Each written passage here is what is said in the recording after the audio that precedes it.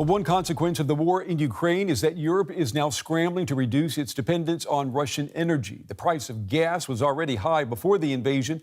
Now that Russian soldiers are in Ukraine, prices have spiked again. Natural gas now costs 10 times more than at the start of 2021.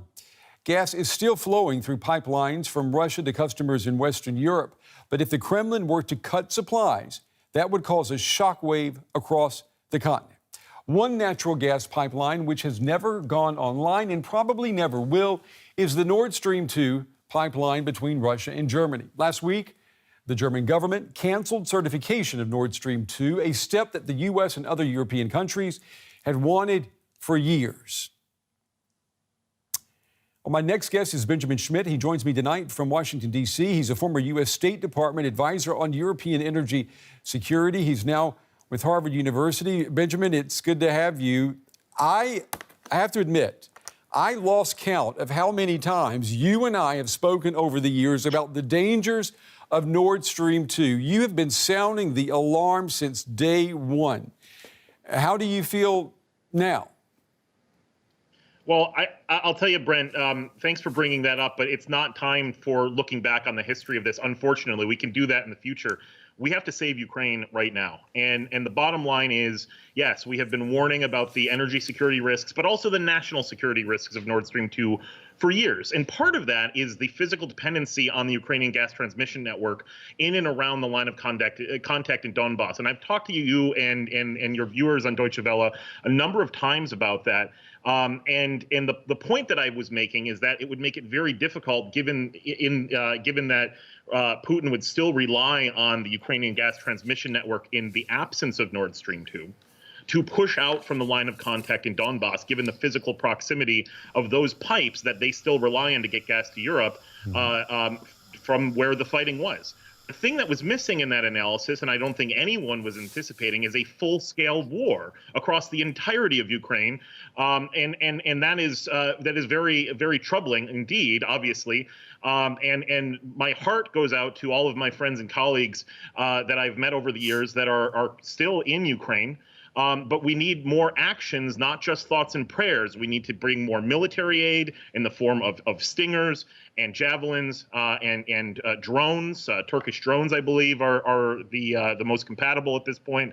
But also take vital energy security steps. And on Nord Stream 2, look, what we've seen over the past week is basically Berlin doing every single topic that you and I have discussed over the years. Number one was certification of Nord Stream 2 was halted. And the way it was certified is really important. And I want to tell the viewers what's gone on there because it's so important. So basically, under Article 11 of the gas directive of the European Union's third energy package, a member state that's vetting the energy security or national security risk of a piece of energy infrastructure needs to include if that piece of infrastructure will harm the energy security of the member state or the union as a whole. And what Minister Habeck had done is insert language into the assessment that the previous government had made that said it didn't have any energy security risks, which was obviously false, to include national security in there. That's really important because it is a fundamental sea change. Finally, Berlin has taken into account that energy security is national security, and it's not just a commercial deal, as has been said over the years. Yeah, Benjamin, I want you to listen to what the German economics minister said today. He was talking about energy issues, and yeah, this is what he said. Listen. I say this with great regret and without any joy, that Germany is dependent on Russian energy. We must free ourselves from Russian energy imports. That includes gas, that includes coal, and that includes oil. We're doing everything we can to achieve that. Benjamin, you know what this was? Someone described it to me today as an energy come to Jesus moment for Germany. But it's taken so long.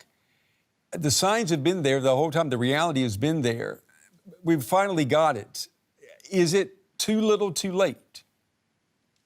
It can't be too little too late because it has to take place. So we've seen the statements by Chancellor Scholz to take very positive and very rapid steps to implement basically what the European Union has been doing since 2015 is an energy union concept to reduce dependency on Russian natural gas in particular.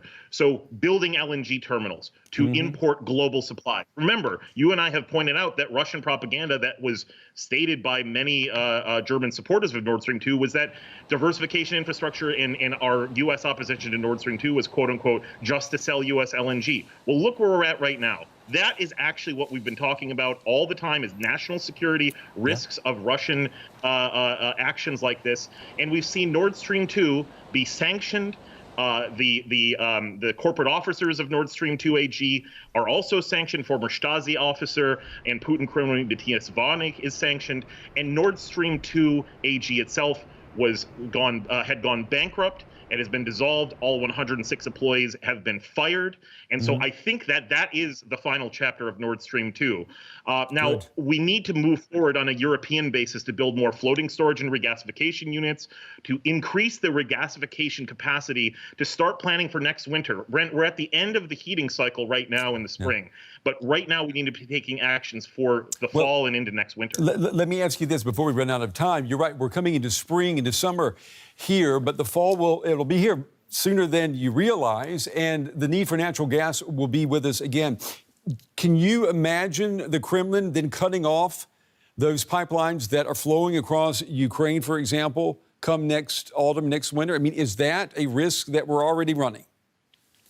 I think it's a risk we're running right now today. Remember, they're going through an active combat zone right now. Right. And frankly, heroic Ukrainians are still running that to make sure Europe is kept warm. They're sitting at their control stations at these gas transmission system operation centers, keeping that gas flowing from Russia through an active war zone in Ukraine to European customers.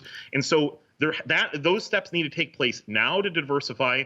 We need to see Europeans basically kicking Gazprom ownership out of gas storages in Western Europe. Remember, Brent, a lot of gas storages in Western Europe are owned, or at least partially owned, by Russian state-controlled Gazprom. This is a massive conflict of interest in a time of national security crisis. We also need to see oil sanctions come on soon, but right now we need to take a three-phase approach. First, we need to continue to see the global energy trade market continue to avoid Russian Urals prices, Russian Urals volumes. The Urals prices dropped significantly below the global Brent price benchmark, $18 below Brent. And that's going to put immediate pressure on Vladimir Putin. We need to then see vessel sanctions against the fleets that Russia uses to export these hydrocarbons, and then finally have coordination on a U.S.-EU basis and globally on sectoral sanctions on Russian oil and gas. And this has all got to happen very quickly. We've been talking about this for years. Now we have weeks, Brent. And Benjamin, you put it into perspective, too. People here in Germany who are depending on natural gas for heat have that natural gas thanks to the Ukrainians who are in the middle of a war. Benjamin Schmidt, as always, thank you. We will be talking again soon, I'm sure. Thanks. Thanks so much, Brent.